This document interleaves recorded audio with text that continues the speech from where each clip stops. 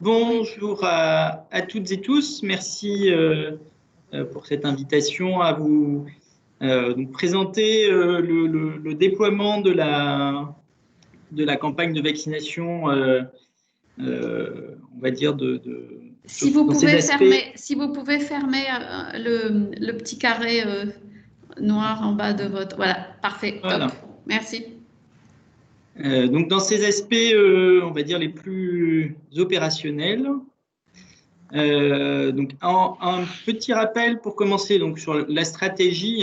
Donc, faut dire que c'est voilà, une campagne qui est inédite et qui a des enjeux très importants face à cette donc, pandémie, dont on mesure tous les impacts en termes de santé publique, économique ou sociétale.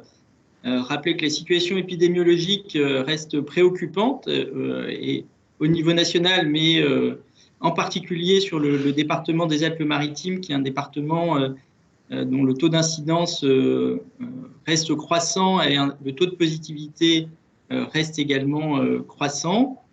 Donc il y a beaucoup d'attentes des concitoyens sur cette gestion de crise et cette campagne de vaccination, et donc qui nécessite voilà, une rigueur dans sa mise en œuvre pour assurer la sécurité de la campagne voilà, à tous les niveaux.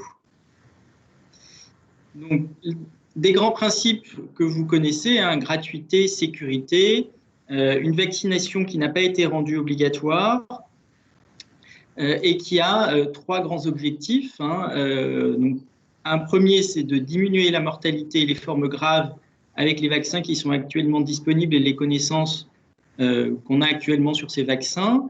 Le deuxième objectif, c'est de protéger les soignants et le système de soins pour permettre de continuer à gérer la circulation virale et les hospitalisations.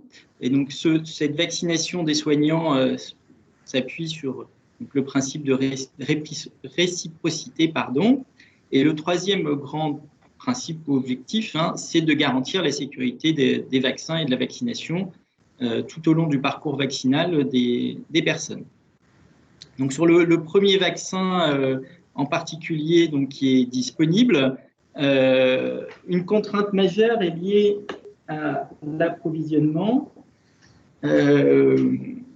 Qui vous a déjà été présenté. Et ce qui reste difficile pour l'instant à évaluer, c'est l'adhésion à la campagne de la population. Donc la stratégie nationale, elle s'est basée sur les recommandations de la Haute Autorité de Santé qui a défini plusieurs priorités avec une gradation décroissante du risque en fait. Et la première priorité était donc les personnes les plus vulnérables, donc les personnes âgées qui résidaient en collectivité et les professionnels qui exerçaient dans ces établissements et qui étaient à risque de formes graves. Et la deuxième priorité, c'était donc les professionnels des établissements.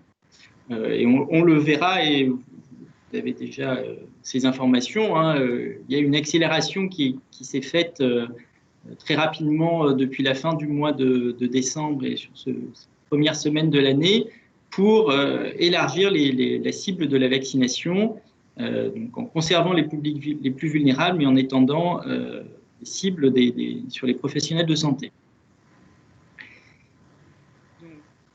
La vaccination qui était prioritaire sur les publics vulnérables dans les EHPAD et les unités de soins longue durée. Donc, elle s'est basée sur un circuit de distribution double, comme l'a évoqué le docteur Collomb. D'une part, un flux dit A qui passait à partir de plateformes de stockage donc livrées par le fabricant, des plateformes de stockage grand froid, et un circuit de distribution jusqu'aux établissements qui passait par les officines, de ville.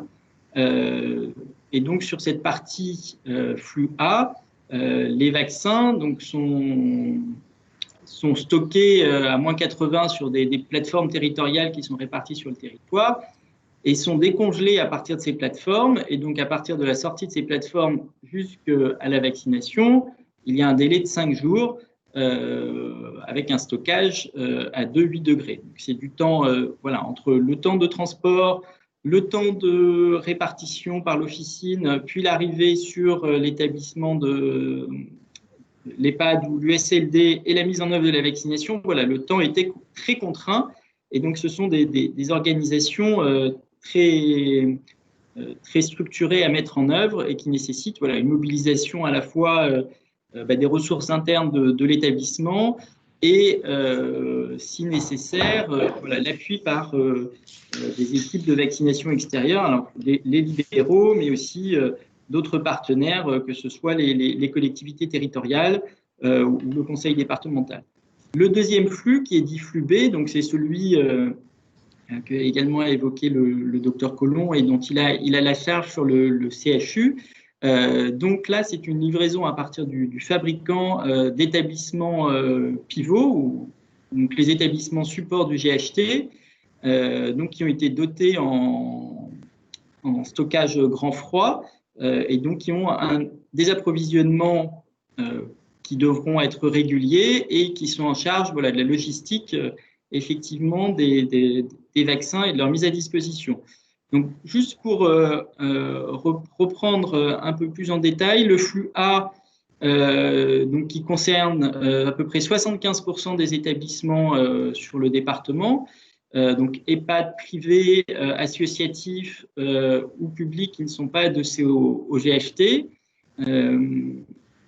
Et le flux B, lui représente à peu près 25% du flux, et donc concerné, voilà, dans le déploiement initial en tout cas, les EHPAD et USLD qui étaient rattachés au centre hospitalier. Donc, comme je vous l'ai dit, il y a une montée en charge et une accélération qui a été demandée. Donc, sur le département, les premiers vaccins ont été reçus le 30 décembre, avec une vaccination qui a eu lieu, la première vaccination qui a eu lieu le même jour sur le CHU, puis après sur les CH de Cannes et d'Antibes. Donc, cette semaine est une semaine de montée en charge pour voilà, au niveau national. Donc, c'était prévu qu'il y ait une phase, cette phase-là, avec des établissements pilotes sur chaque département. Donc, l'accélération a fait que la livraison un petit peu plus précoce des doses sur les Alpes-Maritimes a fait que la vaccination a pu débuter dès la fin décembre et que cette semaine a déjà permis d'initier des vaccinations un peu plus larges sur les EHPAD et les USLD.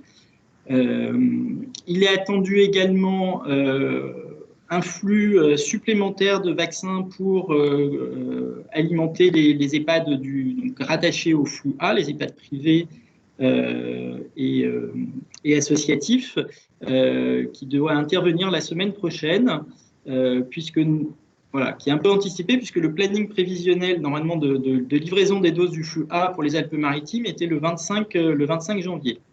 Donc, il y a cette possibilité qui a été rajoutée pour les établissements qui étaient prêts à vacciner, donc qui avaient réalisé les consultations prévaccinales et les recueils de consentement. Voilà, ces établissements vont pouvoir vacciner dès la semaine prochaine. Donc, la deuxième accélération depuis la fin de l'année, c'est l'élargissement aux professionnels de santé et avec, voilà, au fil des jours, des catégories voilà, qui se rajoutent. Donc, au départ, c'était les professionnels de santé des établissements donc très exposés, donc de plus de 50 ans ou présentant une comorbidité, et ça a été progressivement élargi donc, aux professionnels de santé libéraux qui répondent aux mêmes critères, mais également aux pompiers, aux auxiliaires des services d'aide à domicile. Donc, c'est vraiment le sens de professionnels de santé ou de soignants au sens large qui sont maintenant cibles de la vaccination et pour lesquels il est nécessaire de mettre en place une offre vaccinale sur le territoire. Donc, les critères, bon, ça, c'est ceux que j'ai présentés, plus de 50 ans ou présentant une comorbidité. Donc, pour répondre à cette demande et diversifier l'offre, donc le CHU a été là aussi pilote sur la vaccination, puisque la vaccination de ces professionnels a commencé le 4 janvier sur différents sites du CHU.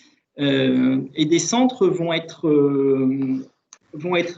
déployés progressivement. Hein. La commande, c'était également qu'il y ait, en plus de ce premier centre pilote, au moins 2 centres supplémentaires déployés sur le territoire d'ici la fin de la semaine.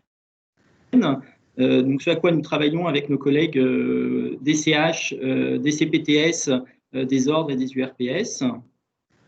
Donc, il y a un élargissement. Donc, les services de santé au travail des établissements vont pouvoir vacciner leurs professionnels. Et il y a évidemment, comme l'a rappelé le docteur Collomb, la question de la logistique d'approvisionnement, hein, qui demande beaucoup d'investissement à la fois du CHU, et puis une grande rigueur pour le transport et puis la mise en œuvre de la vaccination ensuite. Donc, ce qui est également demandé, ce qui se met en place, bon, c'est ce que je vous ai évoqué, hein, c'est que les structures ou les équipes soient mixtes, hein, donc adossées sur les CH. Donc, ça peut être, par exemple, au sein de locaux de maisons médicales de garde, ou en s'appuyant également donc, sur les CPTS, les communautés professionnelles territoriales de santé, les maisons de santé pluriprofessionnelles et les services communaux d'hygiène quand il y en a. Donc, il y a un cahier des charges qui a été défini pour ouvrir ces centres, hein, qui répondent voilà, en termes de locaux, de communication, d'accessibilité, de professionnels disponibles, de sécurité de l'acte vaccinal.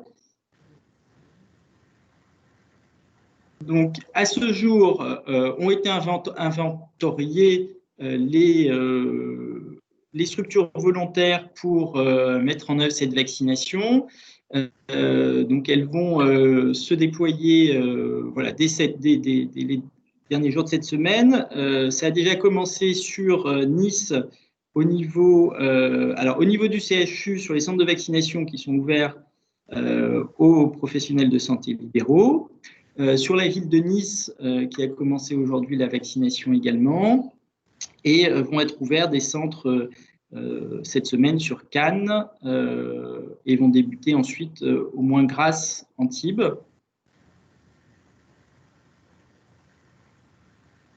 Voilà, ça c'était simplement voilà, une illustration des structures qui existent entre les CPTS et les maisons de santé pluriprofessionnelles. Vous voyez, il y a un maillage territorial qui est assez large et sur lequel on va s'appuyer hein, pour que dans chaque territoire, il y ait une offre de vaccination, au moins une, qui soit accessible pour les professionnels.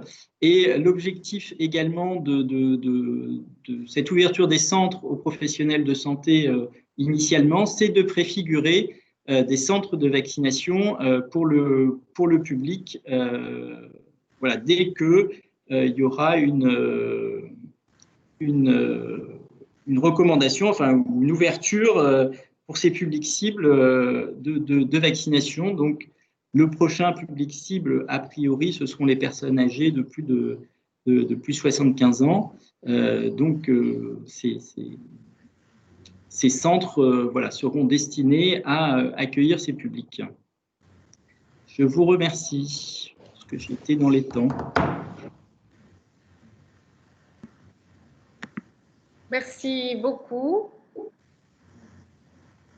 Merci, docteur Tararbit, de nous avoir apporté ces précisions.